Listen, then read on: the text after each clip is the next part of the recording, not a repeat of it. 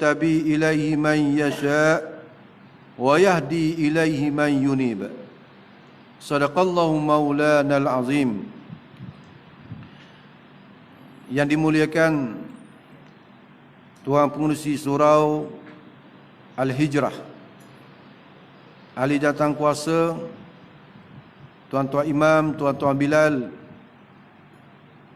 seterusnya muslimin dan muslimat yang dirahmati oleh Allah Subhanahu wa taala. Pertama-tama marilah kita mengucapkan syukur kehadap Allah Subhanahu wa taala kerana diberi kesempatan kita pada malam yang penuh kemuliaan dan keberkatan ini, di tempat yang dimuliakan oleh Allah Subhanahu wa taala, tempat yang diumpamakan oleh Nabi kita sallallahu alaihi wasallam sebagai Riyadul Jannah, sebagai taman ataupun kebun syurga yang disegerakan oleh Allah Subhanahu wa taala di atas muka bumi. Betapa beruntung dan bahagianya pada saat ini kita berada di dalam perkumpulan yang disebut oleh Nabi sallallahu alaihi wasallam, "Iza martum bi riyadil jannah." Apabila kamu lalu di kebun-kebun syurga, farta'u fiha, maka hendaklah kamu berhenti di dalamnya. Lalulah para sahabat radhiyallahu anhu bertanya kepada baginda Rasulullah sallallahu alaihi wasallam, "Wa ma hiya ya Rasulullah?" Apakah yang dimaksudkan dengan Riyadul Jannah ini wahai Rasulullah? Jadi sebagaimana yang difahami bahawasanya kebun syurga ini merupakan tempat yang paling istimewa, yang menjadi idaman bagi setiap hamba-hamba Allah Subhanahu wa taala. Hatta mereka yang tak beriman dengan Allah, hatta mereka yang tidak pernah mengucap dua kalimah syahadah, sekalipun mereka juga mengidami akan syurga dan taman-taman syurga. Dan taman-taman syurga serta syurga yang diidamkan ini, sebagaimana yang menjadi kewajipan bagi kita imani, iaitulah kita akan dimasukkan oleh Allah Subhanahu wa taala setelah mana kita akan dibangkit oleh Allah Subhanahu wa taala pada hari kiamat nanti. Tetapi apa yang dibayangkan oleh Nabi kita sallallahu alaihi wasallam, bahawasanya di atas dunia ini sudah ada taman-taman syurga. Sebab itu Nabi menyatakan, "Iza maratum bi riyadil jannah." Apabila kamu lalu di kebun-kebun syurga, farta'u fiha, maka hendaklah kamu berhenti di dalamnya. Lalu menjadi persoalan bagi para sahabat radhiyallahu anhum. Maka sebab itulah mereka bertanya kepada Rasulullah, "Wa ma hiya ya Rasulullah?" Apakah yang dimaksudkan dengan taman syurga ini wahai Rasulullah sallallahu alaihi wasallam? Wa qala Rasulullah sallallahu alaihi wasallam, maka jawab Rasulullah sallallahu alaihi wasallam, "Hiya hilaku zikri." Ialah yang dimaksudkan dengan Riyadul Jannah, satu kumpulan mereka yang berzikir, satu kumpulan yang mereka itu berada di dalamnya menyebut akan nama Allah Subhanahu wa taala dan melakukan dengan berbagai-bagai ibadat untuk menunjukkan, untuk menjelaskan ataupun untuk melahirkan sifat ubudiyah, kehambaan kepada Allah Subhanahu wa taala. Jadi kita yang berada pada saat ini adalah merupakan sebahagian daripada mereka yang berada di taman-taman syurga yang telah diperintahkan oleh Nabi kita sallallahu alaihi wasallam. Jadi mudah-mudahan kita yang berada pada saat ini di majlis umpama ini, mudah-mudahan mensaksi kepada kita di hadapan Allah Subhanahu wa taala, dengan bahawa Allah taala akan memasukkan kita dalam syurga yang kekal abadi ketika bangkit kita pada hari kiamat nanti. Dan juga kita mengucap syukur kepada Allah Subhanahu wa taala, masih lagi dipanjangkan usia kita. Kita berada pada malam Jumaat yang penuh keberkatan dan kemuliaan, dan juga kita berada pada bulan yang dimuliakan oleh Allah. Iaitu bulan Rajab merupakan salah satu daripada bulan yang dimuliakan oleh Allah Subhanahu wa taala. Di mana kita memperingati suatu peristiwa yang agung yang berlaku kepada Rasulullah sallallahu alaihi wasallam. Iaitulah setahun sebelum Nabi kita sallallahu alaihi wasallam hijrah ke Madinah. Iaitulah peristiwa yang disebut sebagai peristiwa Isra dan Mi'raj. Allah Subhanahu wa taala menyatakan, "Subhanallazi asra bi'abdihi lailan minal masjidil haram ilal masjidil aqsa alladzi barakna haulah linuriyahu min ayatina. Maha suci Allah Subhanahu wa taala yang telah memperjalankan dengan hamba-Nya yaitu Nabi sallallahu alaihi wasallam pada suatu malam, mulai perjalanan daripada Masjidil Haram di Baitullah Makkatul Mukarramah kepada Masjid Aqsa di Palestin. Kemudian Allah Ta'ala menyatakan, Allah Ta'ala memberkati sepanjang perjalanan hamba-Nya Rasulullah sallallahu alaihi wasallam kerana linuriyahum min ayatina, supaya kami mempersaksikan, kami ingin menggambarkan, menunjukkan kepada hamba kami sebahagian daripada tanda-tanda keagungan dan kebesaran kami.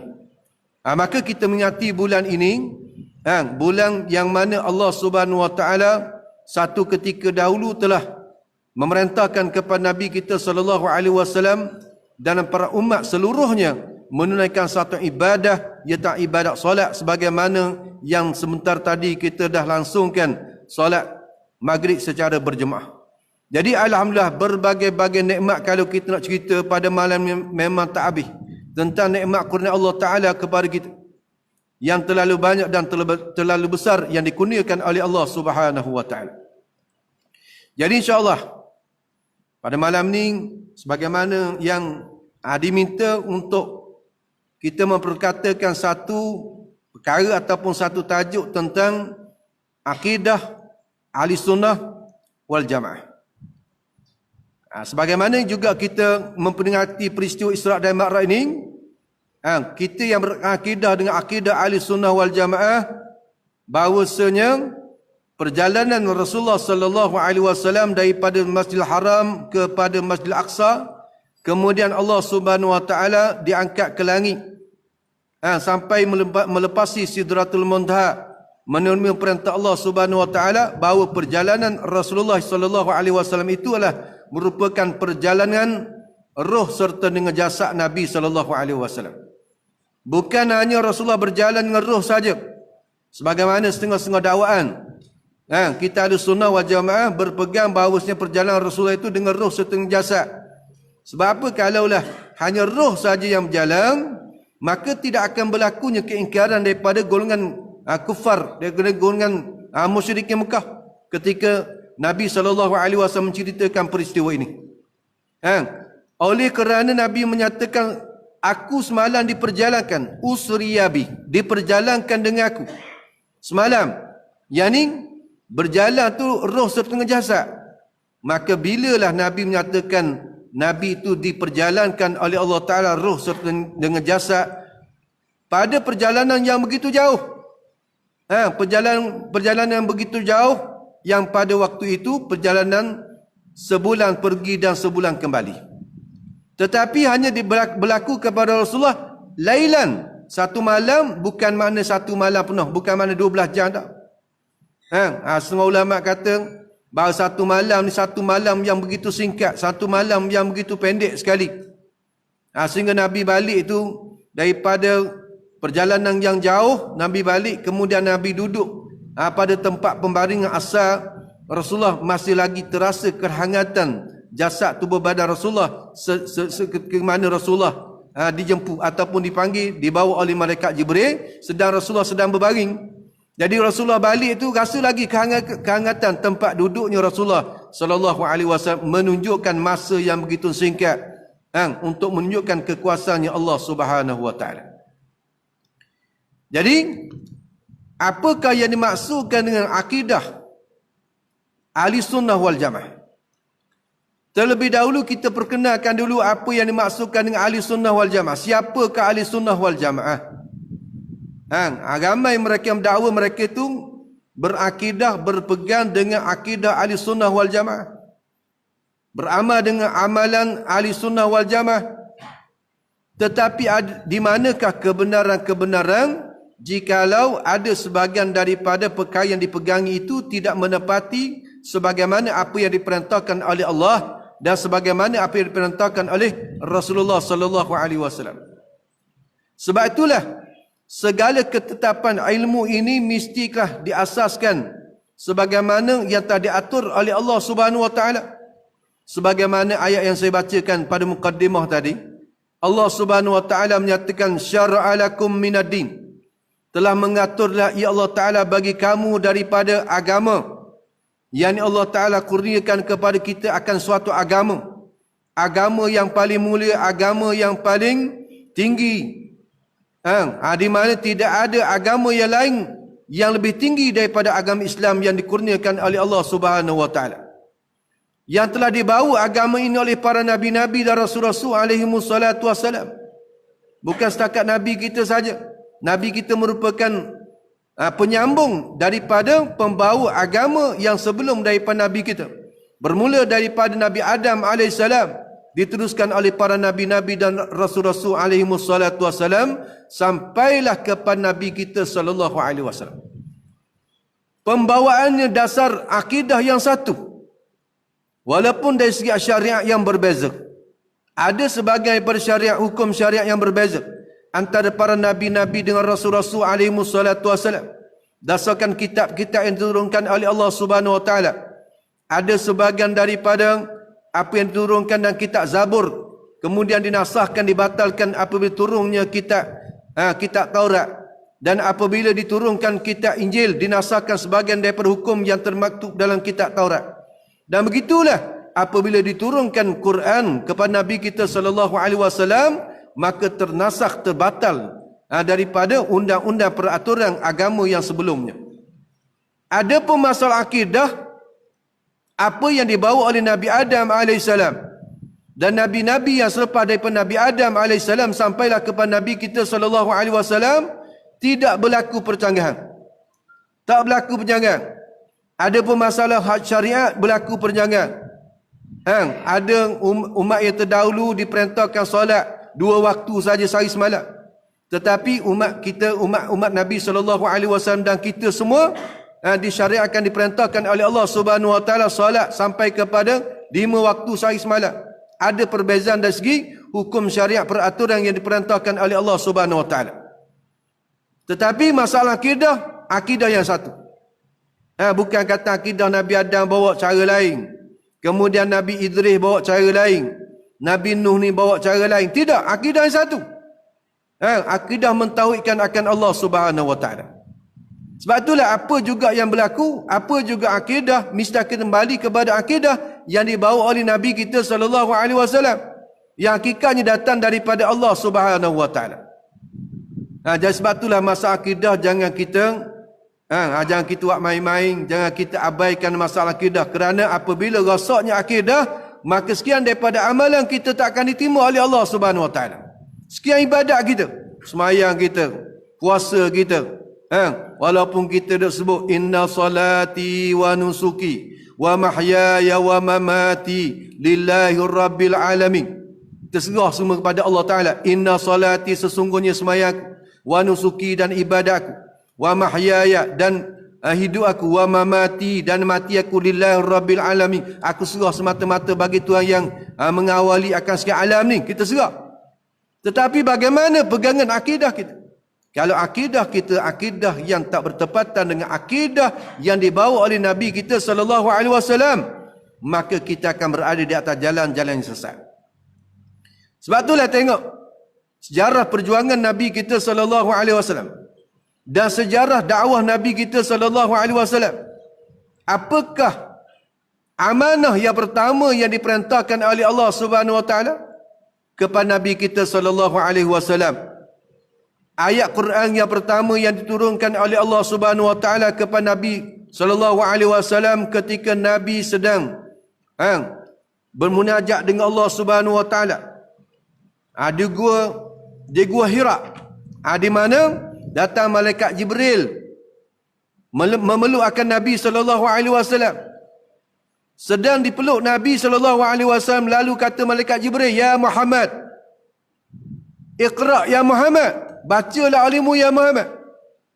Maka Nabi sallallahu alaihi wasallam menyatakan, "Ma ana biqarin, apa yang saya nak baca? Saya tak reti baca ni. Nak baca apa?"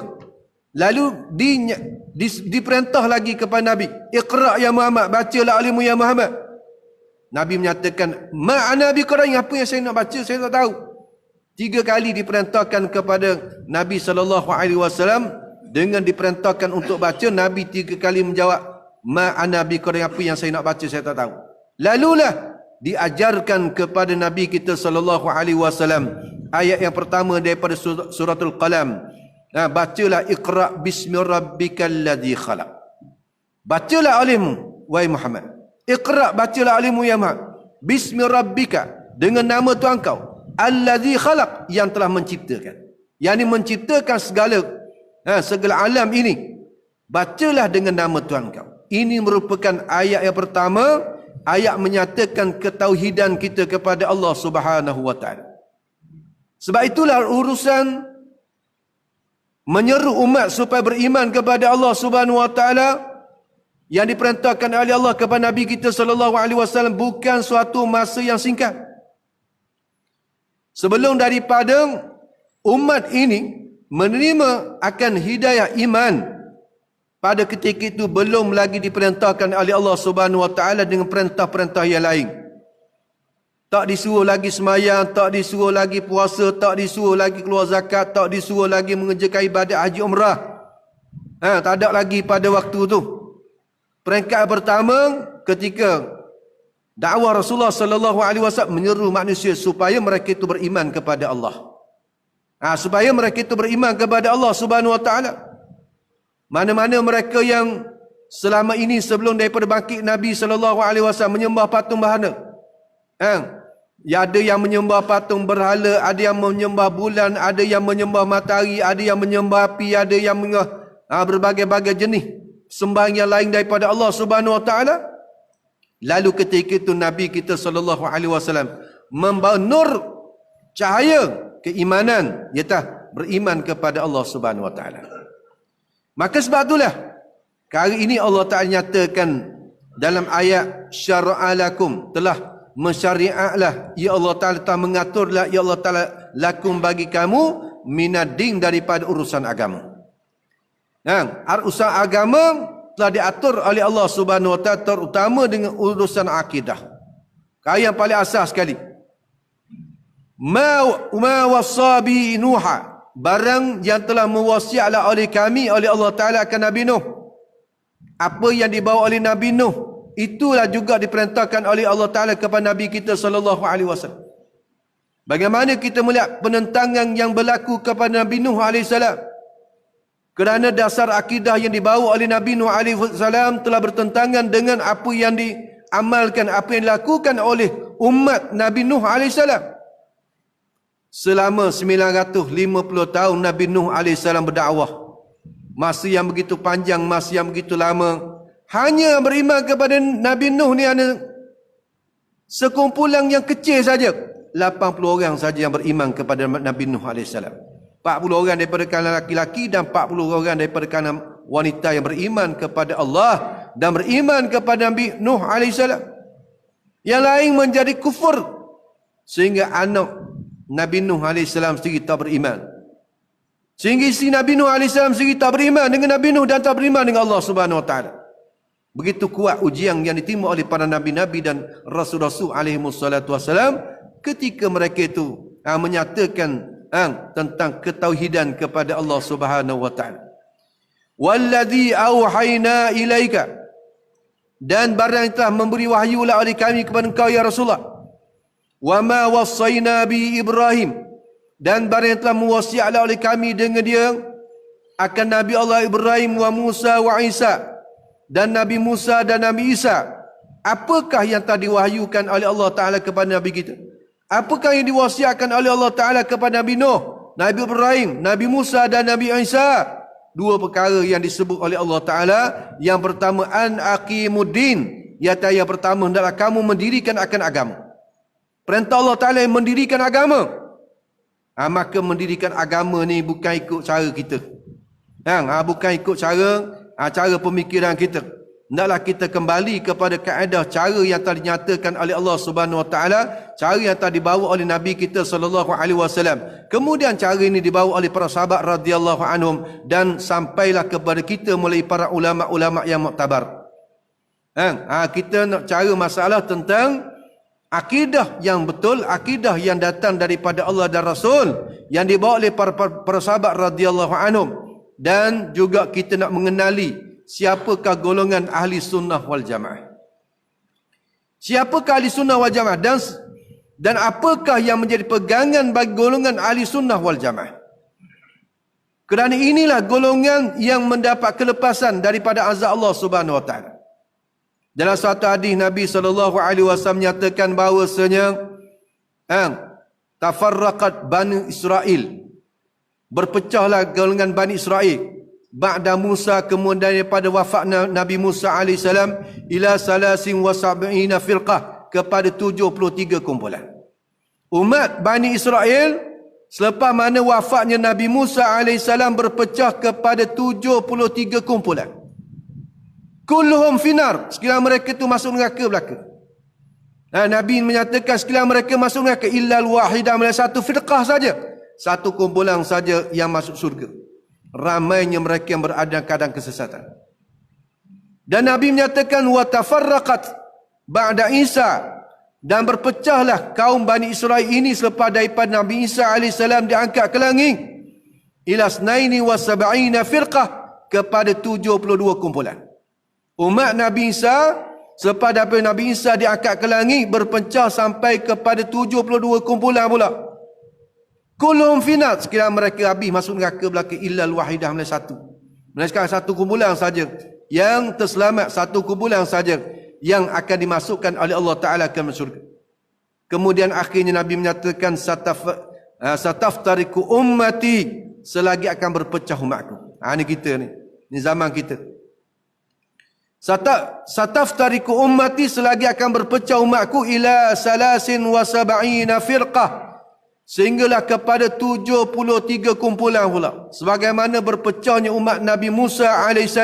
Selepas daripada wafat Nabi Musa, umat Nabi SAW juga berpecah sampai kepada 73 kumpulan. Banyaknya kumpulan. Hak ni, hak usul ni, hak forok dia tu banyak lagi. Golongan ni berapa pula tu baik. Golongan ni berapa pula tu baik. Golongan ni berapa pula tu baik. Tu golongan Qadariyah, dia ada kumpulan-kumpulan dia. Golongan Jabariyah, dia ada kumpulan-kumpulan dia pula. Golongan Mu'tazilah, dia ada kumpulan-kumpulan dia. Golongan Mujassimah, ada kumpulan-kumpulan dia pula. Kumpulan-kumpulan kecil. Pekat Cawangan, dia ada pekat Cawangan. Pekat Dong, pekat Parlimen. Hafsah kali. Ni pekat Parlimen ni. 73 ni pekat Parlimen. Hafsah ni. Lalu Nabi menyatakan kulluhum finnar. Sekian mereka tu 73 kumpulan daripada umat kau pecah tadi, sekian masuk neraka illal wahidah, mereka satu. Satu saja. Lalu para sahabat radhiyallahu anhu bertanya, wa mal tilkal wahidah ya Rasulullah? Hak mana satu ni wahai Rasulullah ni, kami nak tahu ni, sahabat tanya.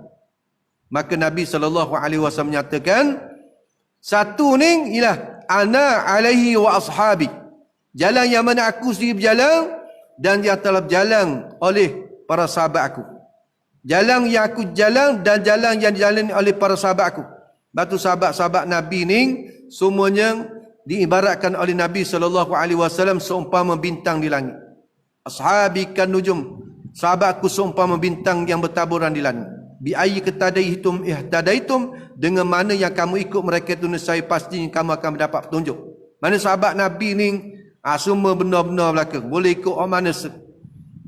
Walaupun berlaku kekhilafan, itu bukan urusan kita. Kita serah kepada Allah Subhanahu Wa Taala. Kerana para sahabat radhiyallahu anhum, ada sebagian ulama mengatakan sekarang mereka itu orang yang adil, orang siqah, orang kepercayaan.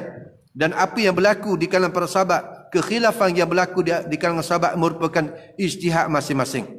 Kita tak boleh masuk campur. Sebab apa Sayyidina Ali berperang dengan Sayyidina Aisyah radhiyallahu anha? Sebab apa? Maka kita tak boleh masuk cara, sebab masing-masing punya ijtihad masing-masing. Mereka merupakan sahabat Nabi SAW yang dimuliakan oleh Allah Subhanahu Wa Taala. Jadi nak kata bahawasanya asas dalam akidah kita ialah asas yang dibawa oleh Nabi kita SAW. Asalnya yang dibawa oleh, yang dipegang oleh Nabi kita SAW dan juga para sahabat radhiyallahu anhu. Perkataan ahli sunnah ni, kalau orang tanya, kita kata kita ahli sunnah, kita mengaku kita ahli sunnah.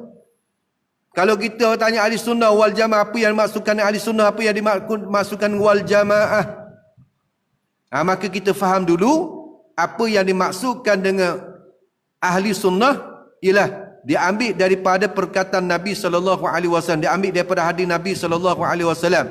Hadis riwayat daripada Imam At-Tabarani di mana Rasulullah sallallahu alaihi wasallam menyatakan at-tamassuku bi sunnati inda fasadi ummati lau ajru syahidin.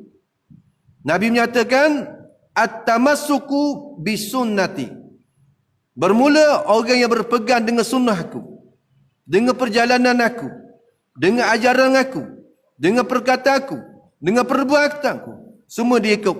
Itu masuk sunnah Nabi, ia tak dengan perjalanan Nabi sallallahu alaihi wasallam. At-tamassuk, mereka berpegang dengan sunnah Nabi sallallahu alaihi wasallam inda fasadi ummati, pada ketika rosak sekalian umatku. Rosak umat ni tak mengikut akan sunnah Nabi sallallahu alaihi wasallam, lau ajru syahidin, dapat baginya pahala orang mati syahid.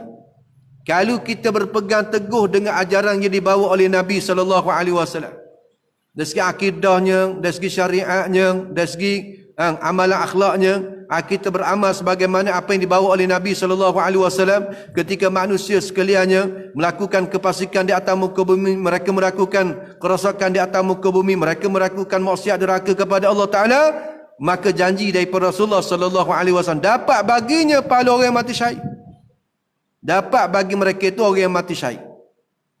Jadi ini perkataan ini daripada hadis Nabi sallallahu alaihi wasallam. Inilah sebahagian daripada ulama mengambil menjadi dalil di atas perkataan ahli sunnah, ialah mereka yang berjalan di atas perjalanan yang dibawa oleh Nabi sallallahu alaihi wasallam.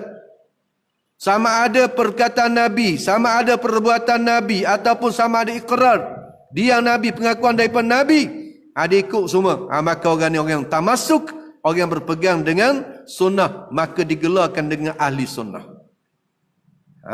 Tu ahli sunnah. Kemudian dari mana perkataan wal jamaah? Wal jamaah dia ambil daripada perkataan ataupun daripada hadis Nabi sallallahu alaihi wasallam. Dan satu hadis riwayat daripada Imam Tirmizi. Riwayat hadis daripada Imam Tirmizi, maka katanya maka Nabi sallallahu alaihi wasallam menyatakan, alaikum bil jamaah, alaikum bil jamaah, wa iyyakum wal firqata fa inna syaitana ma'al wahid wa huwa minas naini abadu man arada buhunaha, man arada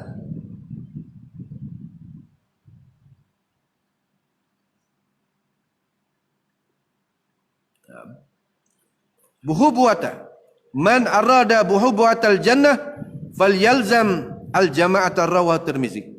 Rasulullah sallallahu alaihi wasallam menyatakan, alaikum bil jamaah, hendaklah kamu lazim di atas berjemaah. Kita ni kena duduk dalam keadaan berjemaah. Tengok semayang pun kita dituntut supaya berjemaah semayang. Semayang seorang-seorang sah, tapi dituntut sangat kita melakukan secara berjemaah. Apatah lagi dan hal-hal yang lain, hendaklah kita sentiasa berada dalam keadaan berjemaah. Alaikum bil jamaah, ay ilzam alaihum, ilzam alaikum, dan lazimlah di atas kamu supaya kamu berjamaah. Wa iyyakum wal firqata, wa iyyakum wal furqata, maka hendaklah menjauhilah oleh kamu akan mana perpecahan.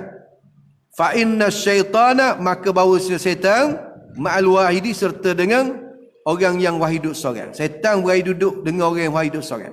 Terpencil dia tu daripada orang. Tak mau saing dengan orang. Dia nak buat hadiri saja. Tu orang panggil orang yang terpencil. Maka syaitan suka mengganggu mereka yang duduk keseorangan. Wa huwa minas naini abadu, dan syaitan ni bila kumpulan tu sekurang-kurang dua orang, dia tu duduk jauh, tak berani. Tak berani. Takut orang ni lalai, orang ni tolong ingat. Orang ni pula lalai, orang ni pula tolong ingat. Tu. Jadi kalau duduk seorang ni mudah sikit, macam kita tengok binatang lah. Binatang ni kalau duduk seekor dia, mudah bagi serigala ke, harimau ke, ataupun binatang-binatang buah nak terkam dia, mudah. Tapi kalau dia duduk dalam kumpulan, maka tak berani. Harimau tak berani, singa pun tak berani, binatang-binatang buah tak berani untuk nak kacau ataupun nak usik binatang kalau duduk secara berjemaah. Kemudian Nabi SAW menyatakan, man arada, barang siapa yang kendakilah dia buhubuata jannah, yang nak kepada tempat yang ketinggian dalam syurga, falyazam al-jama'ah, maka tak lazimlah ia akan berjemaah.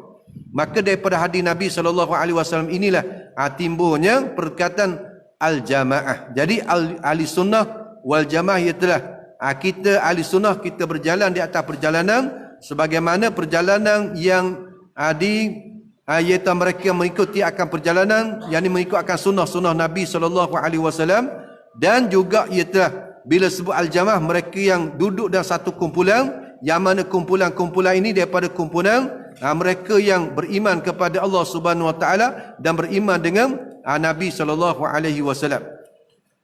Kemudian apabila ditelakkan ahli sunnah wal jamaah, bila kita kenal dah tarikh daripada ahli sunnah wal jamaah, maka kita nak kenal pula daripada perjalanan mana hak disebut sebagai ahli sunnah wal jamaah. Katanya Al-Hafiz Al-Muqtada Az-Zabidi dan Syarah Ihya Ulumuddin, dia katanya iza utlaqa ahlus sunnati wal jamaah, apabila diitlakkan akan ahli sunnah wal jamaah, fal muradu bihim, maka dikendaki dengan mereka tu al-asyairatu wal maturidiyatu, iaitu asyairah dan maturidiyah. Bila sebut saja ahli sunnah wal jamaah, dari segi akidahnya ialah kita bermazhab, berpegang dengan mazhab asyairah dan juga maturidiyah. Maka kita kenal lah siapa dia asyairah, siapa dia maturidiyah.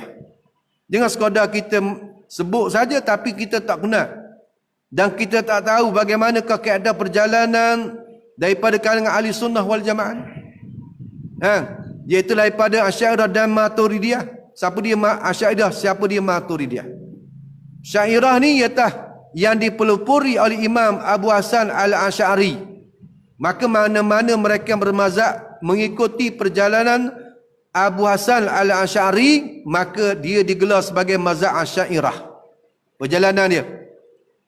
Dan mereka yang mengikut akan perjalanan Abu Mansur Al-Maturidi, maka digelarkan itu bermazhab Maturidiyah.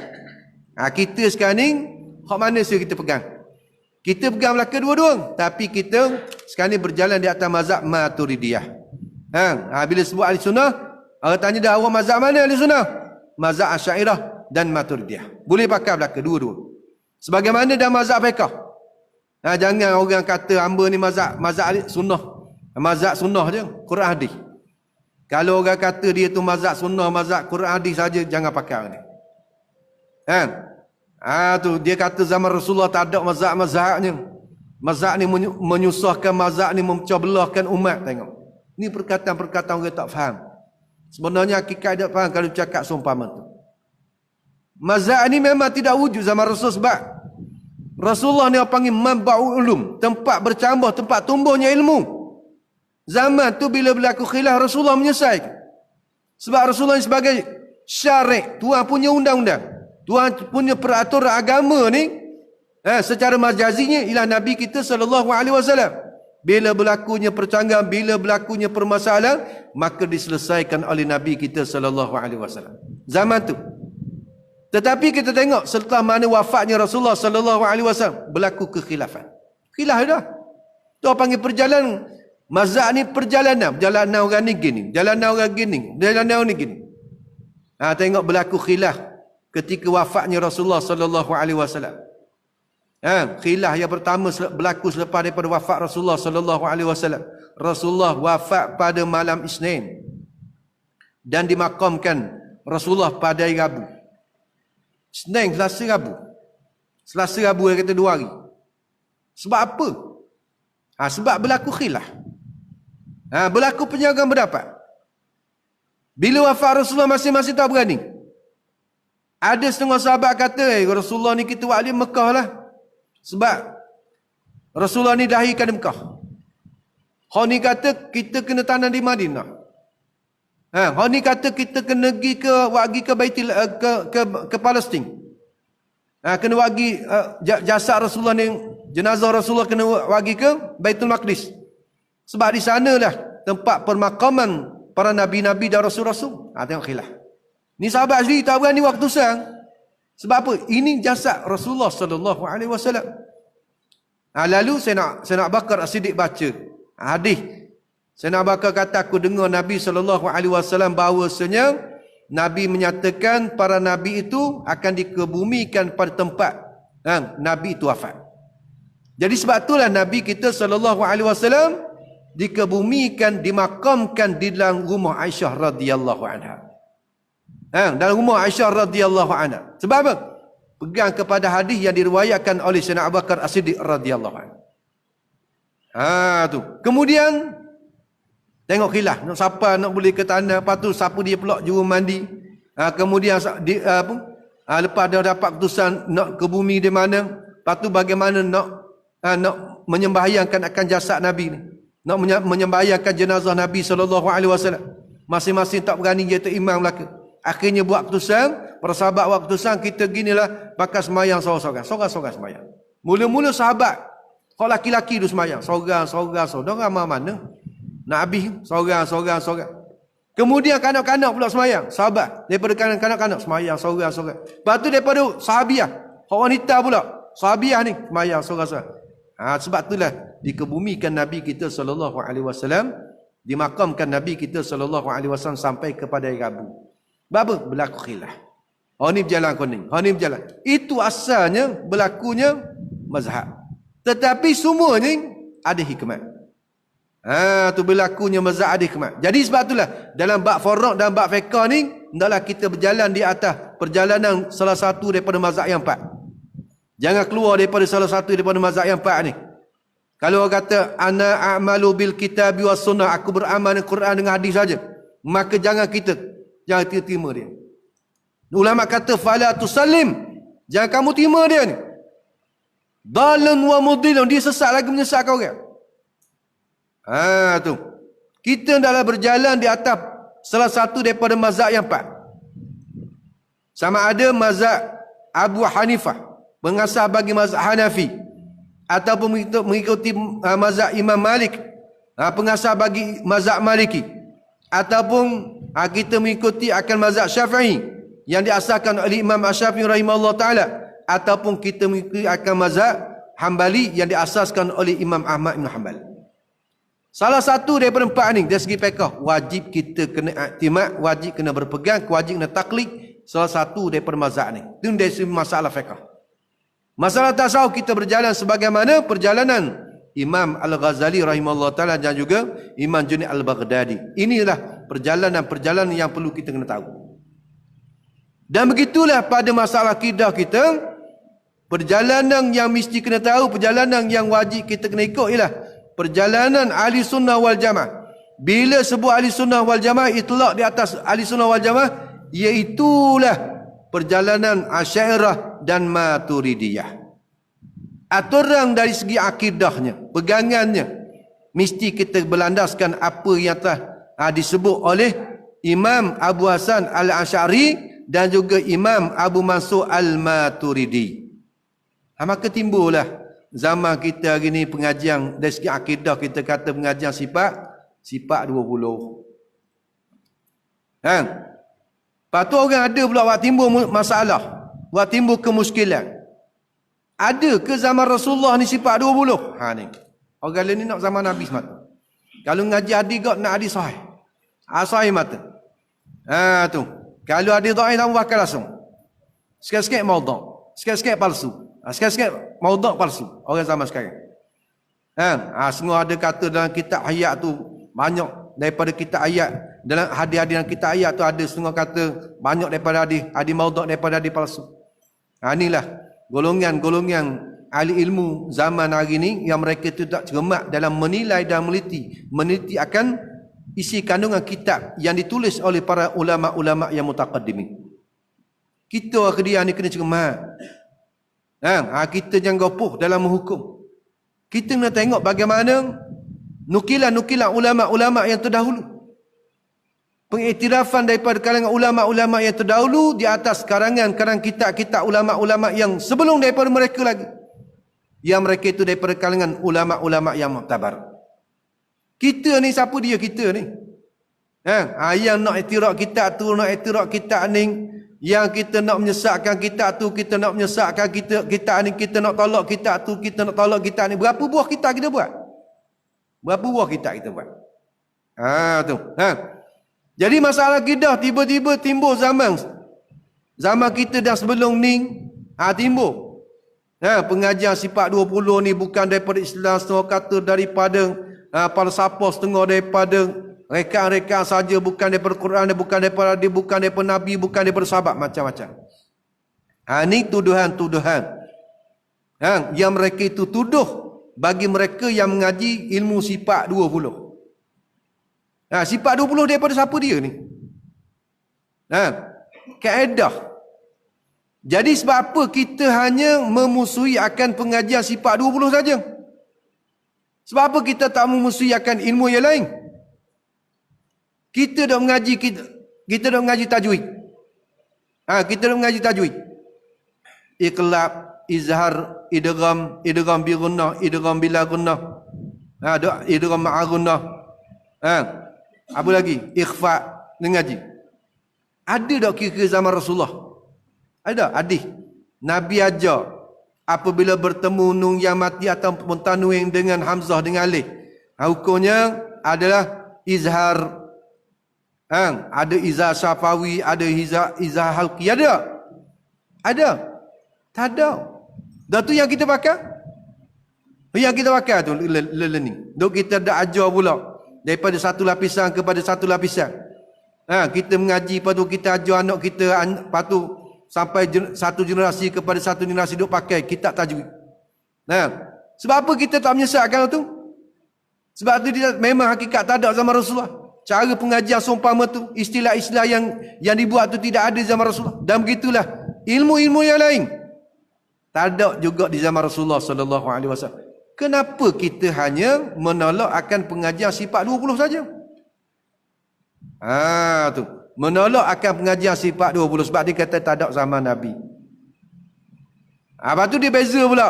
Setengah ada beza pula. Dengan tauhid hari ni. Agak perkenal pula tauhid zaman hari ni. Ada tauhid 3 serangkai. Tu.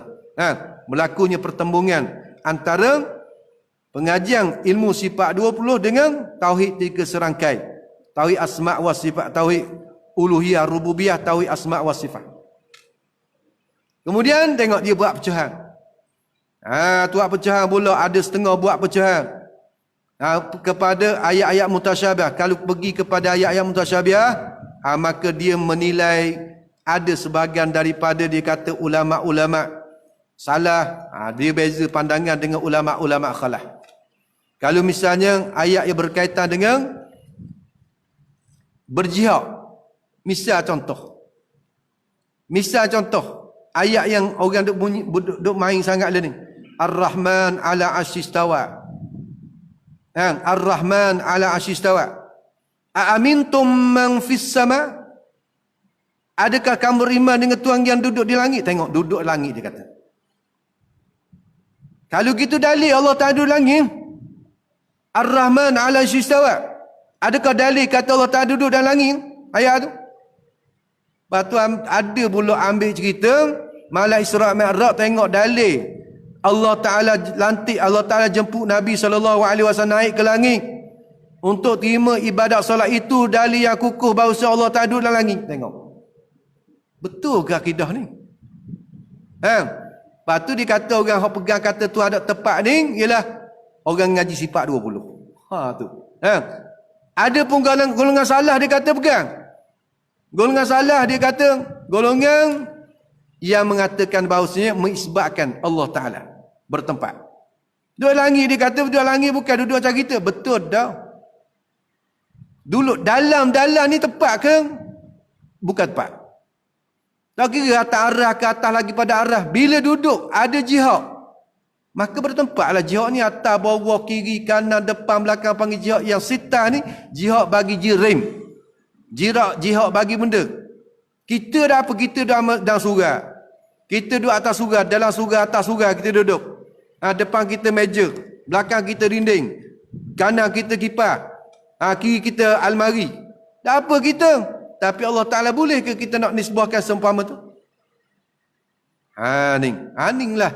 Mengaku kita ni ahli sunnah wal jamaah, tapi dalam masa sama kita ni keliru dengan akidah mujassimah, golongan yang mentajzimkan akan Allah Subhanahu Wa Ta'ala.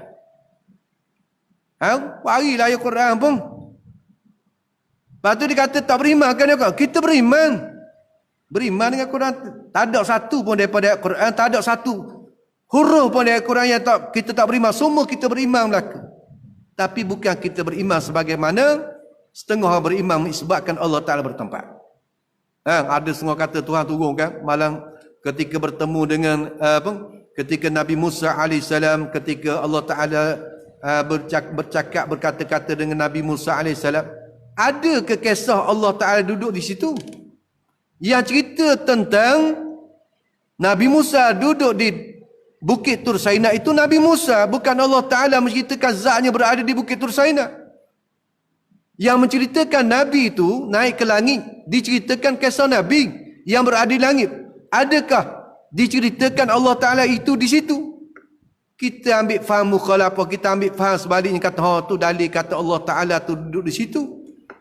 Dan nanti bila di akhirat nanti, ahli syurga dapat melihat zat Allah Ta'ala tak? Boleh tengok. Yauma idzin ila rabbiha nazirah. Ila rabbiha naziratun. Kepada Tuhannya naziratun, dapat lihat.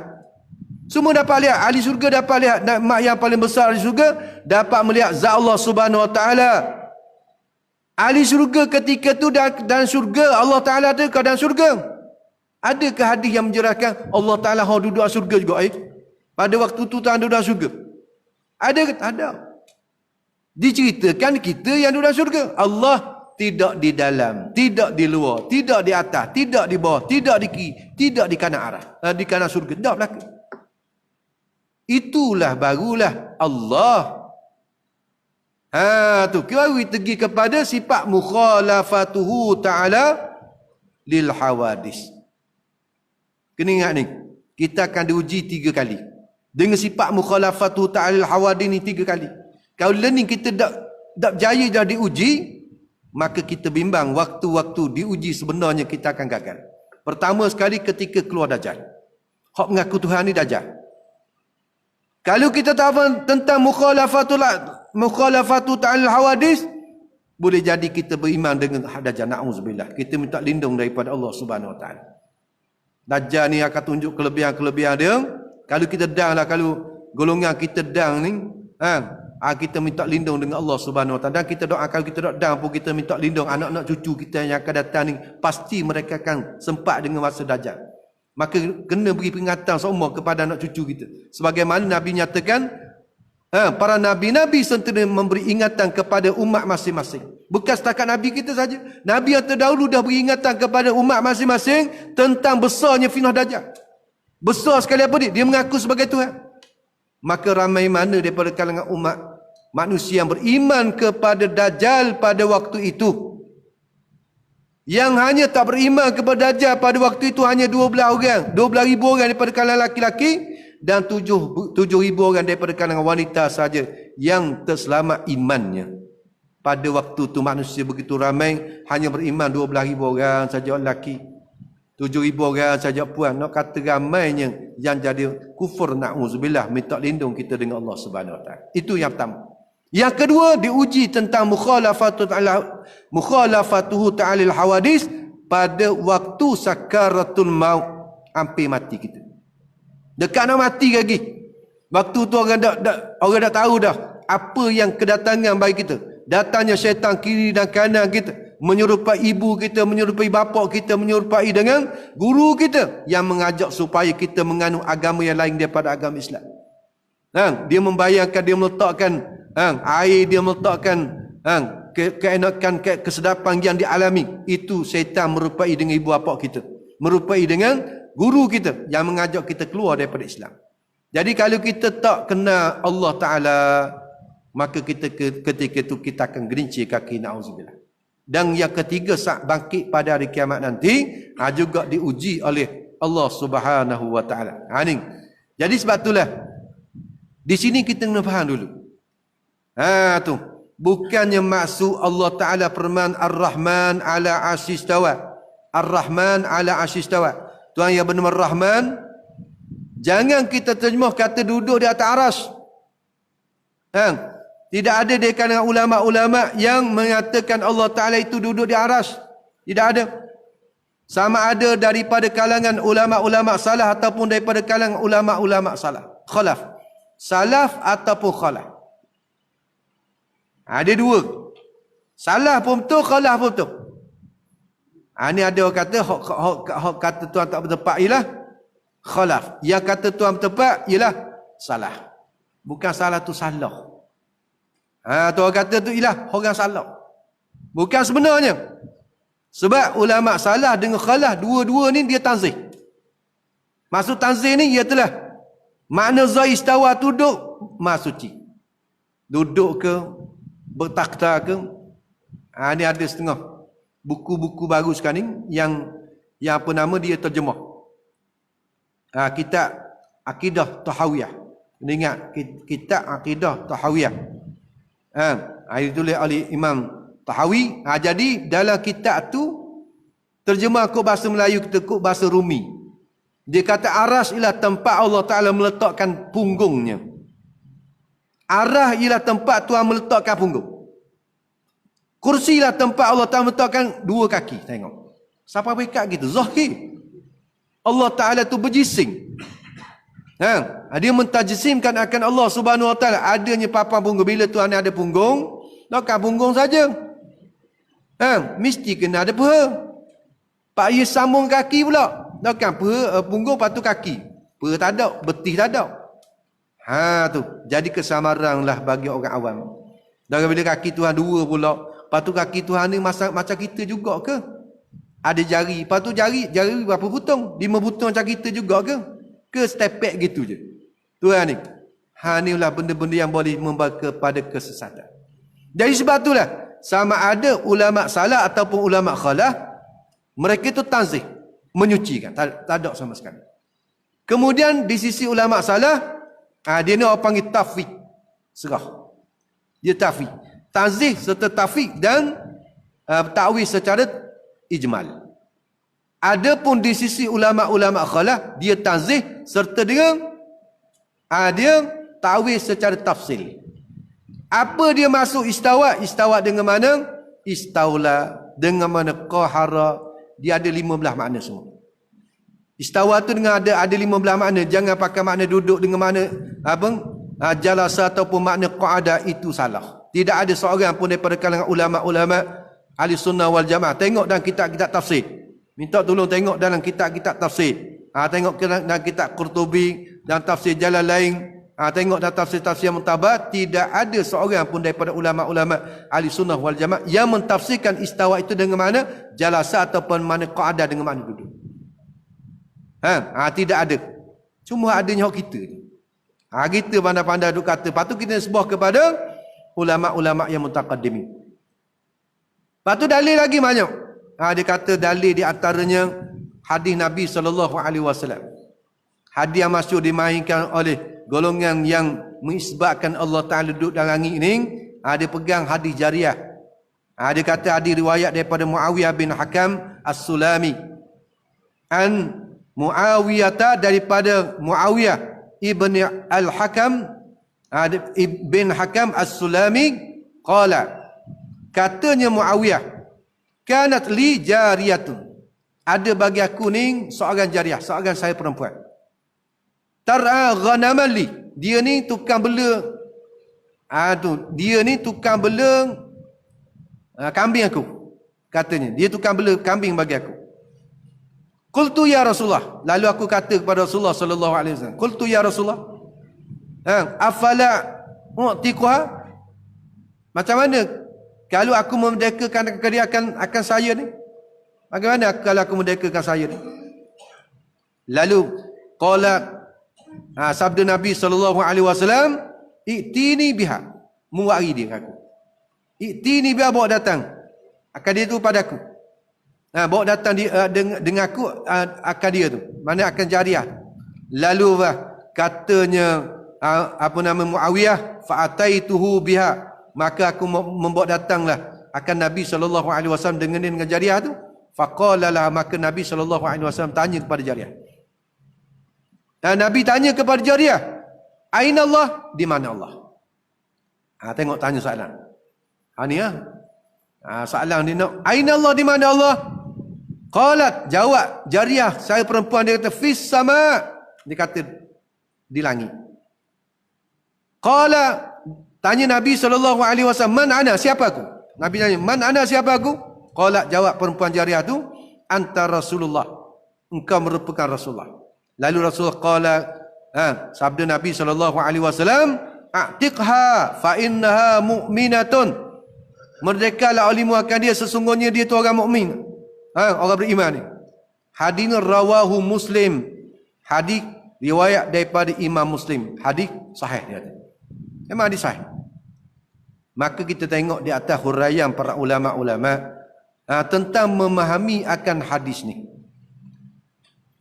Ada beberapa jawapan daripada ulama pada mentakdirkan, pada menghuraikan maksud hadis ni. Bukan pakai zahir. Kalau pakai zahir, sungguhlah aina Allah fis sama, di mana? Dalam langit. Tu dalil kata. Jangan pakai selalu. Kita kena tengok di atas tafsiran daripada ulama. Ulama-ulama muhadis, ulama-ulama yang mutabar. Kita ni bukan ulama. Kita ni bukan ulama hadis, cuma kita ni diberi kepahaman sikit oleh Allah Ta'ala dapat baca hadis. Alhamdulillah. Boleh baca kitab sikit-sikit. Alhamdulillah. Tapi kita ni bukan ulama yang mampu untuk kita memahami akan maksud makna Al-Quran. Apatah lagi daripada ayat dan hadis Nabi SAW, daripada ayat dan hadis yang mutasyabiah, yang berhajat kepada takwilan, berhajat kepada tafsiran, daripada para ulama-ulama yang masyhur, ulama-ulama mutaqaddimin, ulama-ulama yang mutabar. Jadi maksud hadis ni, katanya sebahagian daripada ulama-ulama muhaddisin mengatakan bahawasanya hadis ni ada hadis muttarib. Walaupun hadis ni hadis riwayat daripada Imam Muslim, tetapi tergolong dalam golongan hadis muttarib. Apa dia hadis muttarib? Ialah hadis yang diriwayatkan dengan berbagai-bagai lafaz, banyak lafaz. Antara satu lafaz dengan satu lafaz tu berbeza-beza dan tak mungkin untuk dihimpunkan. Tak nak himpun doa sekali tak boleh. Kalau kita tengok dalam kitab mustalah ta'rif bagi hadis muttarib, dia katanya al hadisul ladzi yarwi ar-rawi alladzi la yahtamilu ta'addudul asanid anhu marratan bisanadin wa marratan ukhra bisanadin akhar mukhalifin bihaitsu la yumkinu al-jam'u bainahuma. Ni ta'rif daripada hadis muttarib. Iaitulah apa dia? Suatu hadis yang meriwayatkan akan suatu hadis ar-rawi oleh seorang perawi alladzi la yahtamilu ta'addudu al-asani, yang tak mungkinlah oleh berbilang-bilang sanad dia. Anu daripadanya. Marratan bisanadin wa marratan bi ukhra. Marratan ukhra. Satu ketika dia riwayat dengan ni, satu ketika riwayat dengan sanad yang lain pula. Mukhalifin, yang bersalah-salah. Riwayat yang bersalah-salah. Yang bihaitsu la yumkinul jam'u bainahuma, yang tak mungkin, yang tak dapat nak himpunkan di antara keduanya. Mana kalulah kita kata berlaku dua kalam ataupun riwayat yang berbeza, nak himpun tak boleh. Maka ini hadis nak panggil hadis muttarib. Maka hadis muttarib masuk pada kata hadis yang dhaif. Maka hadis dhaif tak boleh dijadikan alasan pada masalah akidah. Mesti kena ambil daripada dalil yang qat'i. Sama ada daripada Quran ataupun daripada hadis yang sahih.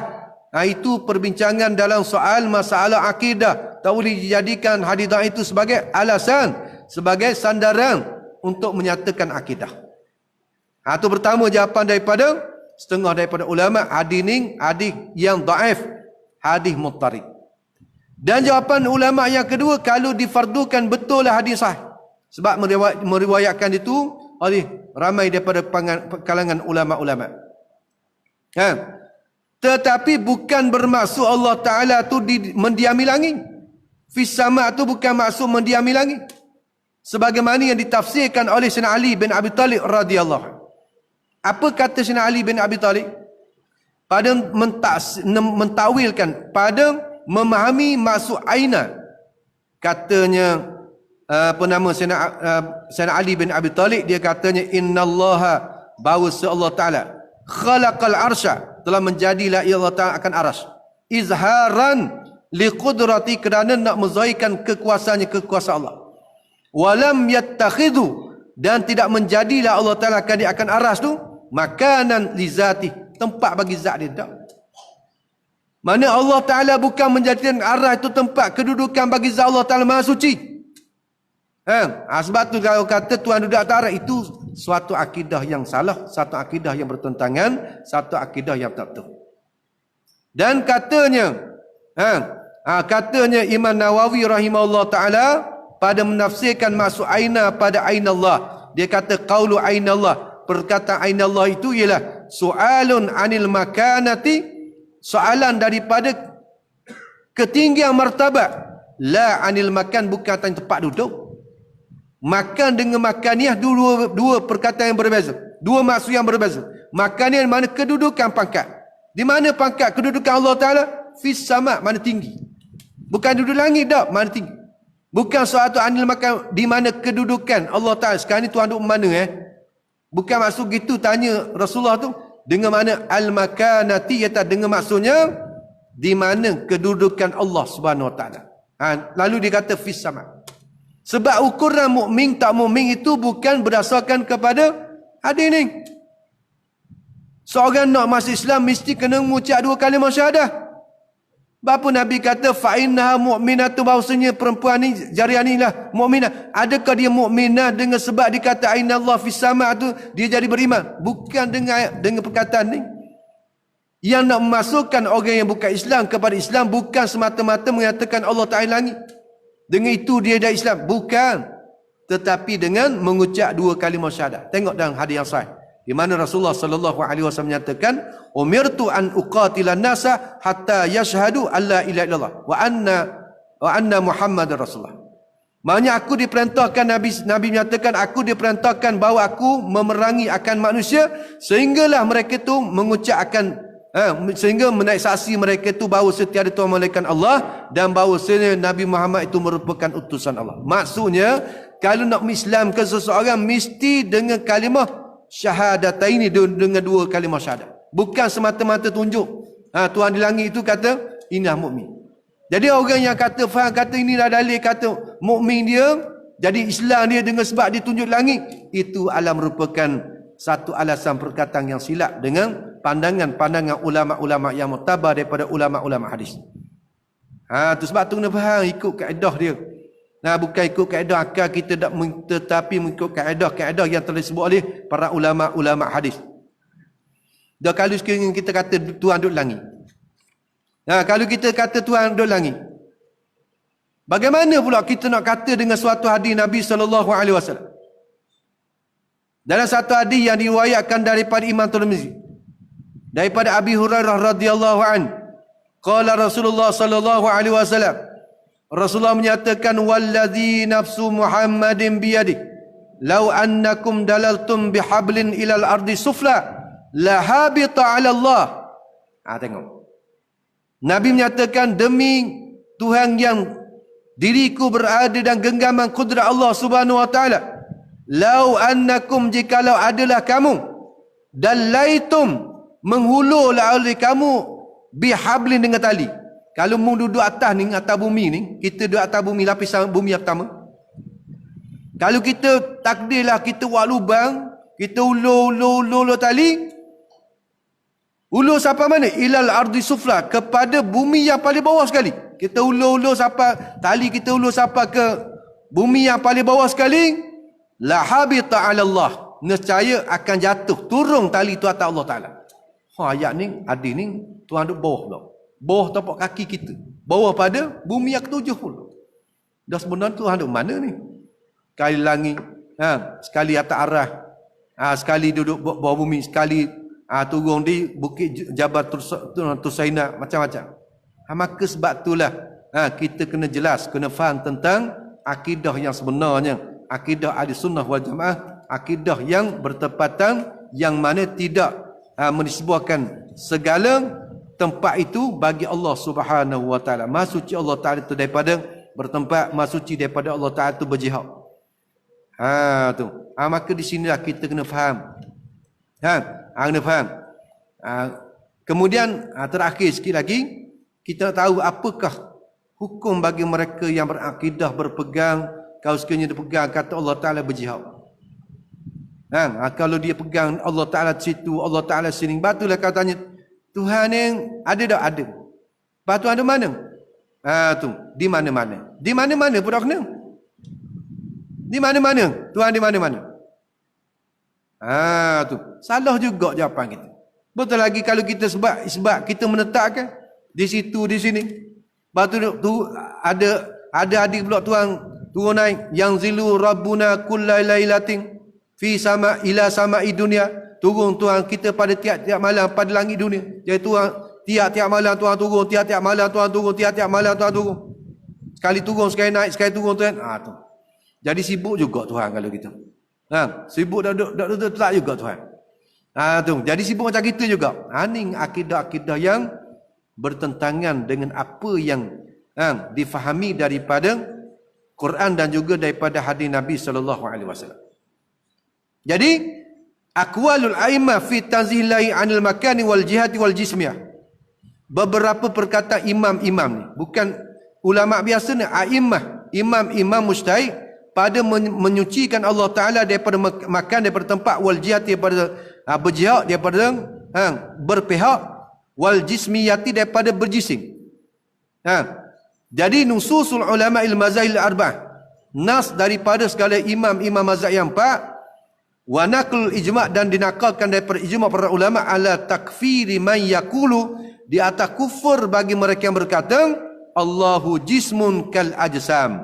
Allah tu ialah jisim sebagaimana jisim-jisim lain. Mana bertubuh badan macam kita. Orang pegang lagu tu tidak ada khilaf di atas kufur. Wa ala kufri man, dan di atas kufur mereka yang yaqulu, yang berkata Allahu jismun, Allah berjisim, la kal ajsam. Tuhan berjisim tapi bukan macam jisim kita. Tuhan ni bertokar juga tapi bukan bertokar macam kita. Boleh jadi rosak juga ni. Boleh jadi rosak juga iman. Tuhan ni ada tangan, yadullah. Tuhan ada tangan. Tuhan, ayat tu Tuhan kata yadullah, tangan Allah. Tapi tangan yang tak serupa. Dia lari sikit, tangan yang tak serupa dengan kita. Wajah, wajah bekal wajah. Kekal oleh wajah, muka. Tuhan pun ada muka. Tapi muka yang tak sama. Tu. Lagu mana ni perkataan ni? Orang panggil perkataan-perkataan yang boleh mendatangkan tasyakuk, boleh mendatangkan syak, boleh mendatangkan keraguan. Tu. Inilah di antara perkataan-perkataan yang timbul zaman kita hari ini di kalangan para ahli ilmu yang mana mereka itu tak mendalami sungguh tentang perjalanan ahli sunnah wal jamaah ni. Semua khalah ke salah ke sama belaka. Tu sama, boleh sebut ahli sunnah ni dia sama je.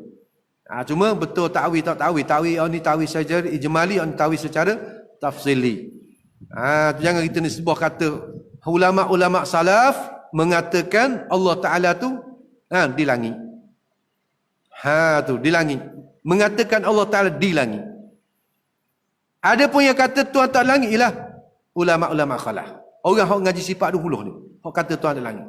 Hok ngaji tauhid 3 serangkai, hok kata Tuhan tu bertempat, Tuhan langit. Ni beratlah kena. Tu. Jadi sebab itulah kita kena fahami betul-betul tentang akidah ni.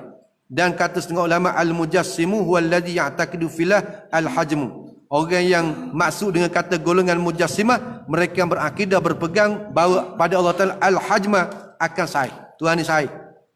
Akan adakan seorang maulana cakap tengok Tuhan turun daripada arah tu, duduk di atas bukit Tursaina ketika Nabi Musa minta tajalli akan zat dia, turun sampai mereka boleh buat betul, turun. Tu bersahih. Kalau pegang sahih, ada sahih tu sahih ni. Tu wal adha, Tuhan tu beranggota. Tuhan tu ada anggota. Wal makana, awil makan ataupun pegang tu bertempat. Bagi atas langit ke, bawah langit ke, atas langit ke, atas arah ke, atas kursi, tak kira lah. Bertempat. Wal jihata, dan berjihad. Tuhan ni, kiri kanan atas bawah. Tuhan panggil jihad. Jihad. Haza la khilafa fi takfiri. Maka dia kata tidak ada khilaf di atas. Boleh jadi kufur kalau pegang lagu ni. Kalau pegang sungguh boleh jadi kufur ni. Tu. Maka sebab itulah, inilah penjagaan yang perlu kita kena jaga.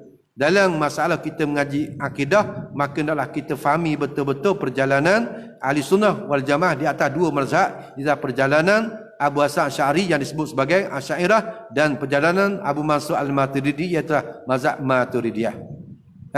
Dan Sifat 20 ni walaupun kita aku bukanlah dari segi susunan tu memang tidak ada di zaman Rasulullah sallallahu alaihi wasallam, tetapi setiap daripada sifat-sifat itu semuanya ada dalil dan alasannya, sama ada daripada Quran dan juga daripada hadis-hadis Nabi sallallahu alaihi wasallam. Tidak terkeluar langsung pun daripada Quran dan hadis Nabi sallallahu alaihi wasallam. Kalau kita tanya bukan sekadar Nabi kita saja. Apa dia sifat yang pertama yang kita mengaji dalam sifat 20? Wujud. Wujud ni bukan kita saja pegang. Bukan Nabi kita saja pegang, wujud Allah. Nabi Adam pun pegang kata Allah Ta'ala terwujud. Ke Nabi Adam pegang kata Tuhan tak ada? Ke Nabi pegang kata Tuhan tak ada? Kita je pegang kata Tuhan ada. Kita pegang Tuhan ada. Nabi pegang Tuhan ada. Nabi Adam pegang kata Tuhan ada. Maka itu yang pertama wujud. Kemudian ada alasan dalil. Dalil nakli, dalil yang diambil daripada Quran, dan dalil akli, dalil yang diambil daripada akal. Semuanya ada dalil. Kedua, kidam, sedia. Kita pegang Tuhan sedia. Nabi SAW pegang Tuhan sedia. Nabi Adam pun pegang kata Tuhan sedia. Baka, sedia, kekal Allah. Kita pegang Tuhan kekal. Nabi pun pegang kata Tuhan kekal. Nabi Adam pun pegang kata Allah Ta'ala kekal. Jadi kalau kita bahas satu-satu, tidak ada sesuatu pun yang menyalip dengan akidah yang dibawa oleh Nabi SAW dan para Nabi-Nabi yang sebelum daripada Nabi kita SAW. Ada salah? Kat mana salah? Kita mengaji sifat dulu. Kita pun tambah juga benda salah. Kita tambah juga benda sesat. Tu kalau salah, kalau betul sesat, nyatakan dalil. Nyatakan hujah. Wa'i kitab tu. Jangan pakai kata ni pasal apa ni, ni pasal apa buat ni bukan daripada Nabi, bukan. Cuba datangkan dalil secara jelas supaya boleh kita mana menolak segala kekeliruan. Bab akidah ni tak boleh. Kita sama-sama tak boleh, itu jelas. Bab tu orang makrifat ni nak sebut makrifatullah, awaludin makrifatullah, awal agama kena Allah, kena 3 syarat. I'tiqadun jazimu, yang pertama i'tiqad yang putus. Muafiqun lil haqqi, membetul dengan wakil. Nasyu'an dalil yang terjadi pada dalil. Tak cukup 3 syarat ni, maka dia tu bukan ma'rifatullah lagi. Bukan duduk tangga maqam ma'rifatullah lagi. Jahil lagi tentang Allah. Maka kalau jahil tentang Allah, bagaimana kita melakukan ibadat kepada Allah? Kita semayang salli fardal maghribi, salli fardal isya'i lillahi ta'ala, kerana Allah. Kita tak kena akan Allah subhanahu wa ta'ala. Bagaimana kita menyembah Allah sedangkan kita tak menggunakan sifat-sifat kemuliaan yang ada pada Allah subhanahu wa ta'ala. Maka sebab itulah ini bagi sedikit daripada pengisian kita pada malam ni. Mudah-mudahan sedikit perbincangan ataupun sedikit pengisian ilmu pada malam ni menjadi penambahan ilmu yang telah ada pada kita dan membaik pulih tentang akidah kita, supaya kita benar-benar memahami tentang konsep akidah ahli sunnah wal jamaah, mazhab Asy'ariyah dan Maturidiyah. Jangan dia cakap tentang mazhab ni tapi dia bawa cara kot lain. Sebab itulah kena ramai lagi yang tak faham tentang masalah konsep qada dan qadar. Ramai lagi tak faham. Walaupun dia kata dia mengaku dia ahli sunnah wal jamaah, tetapi pegangan itu seperti mana Jabariyah, pegangan seperti Qadariyah, pegangan masih lagi seperti Mu'tazilah. Bagus, sebab kita tak memahami secara betul-betul tentang akidah ni. Inilah asas yang paling utama sekali yang akan disoal nanti ketika mana kita berada di alam barzakh. Ketika mana kita berada di alam barzakh, soalan yang pertama yang ditanya oleh Allah Ta'ala, Man Rabbuka, siapa Tuhan kamu? Jadi kalau kita tak kenal makrifatullah, tak ada pengenalan kita tak ada Allah Ta'ala, bagaimana kita mampu untuk menjawab Allahu Rabbi, Allah merupakan Tuhan? Kita tak akan mampu jawab. Jadi mudah-mudahan perkongsian ilmu pada malam ni sama-sama dapat manfaat untuk saya sendiri dan juga untuk muslimin dan muslimat. Jadi saya minta maaf lah sebab mungkin masa yang agak panjang sikit saya ambil malam ni. Moga baru pertama kali mari. Jadi insyaAllah lah mudah-mudahan kita mengajilah bab akidah ni dengan sesungguh-sungguhnya dengan para guru-guru kita. Jangan kita mengambil perjalanan yang menyeleweng daripada akidah yang sebenar. Jadi sekadar itulah saya rasa untuk amalan ini. Mudah-mudahan pertemuan kita adalah merupakan pertemuan yang akan sentiasa mendapat rahmat kasih sayang daripada Allah Subhanahu Wa Taala, dan Allah Taala membukakan kepada kita pintu-pintu kebaikan untuk kita semua. untuk kita menilaikan sesuatu yang baik itu datang daripada Allah Subhanahu Wa Taala, dan apa yang kurang lemah itu datang daripada kelemahan hamba yang dhaif. Sekadar itulah aku qali hadza wa astaghfirullahal azim li wa lakum wa lisairil muslimin wal muslimat. Wassalamu alaikum warahmatullahi taala wabarakatuh.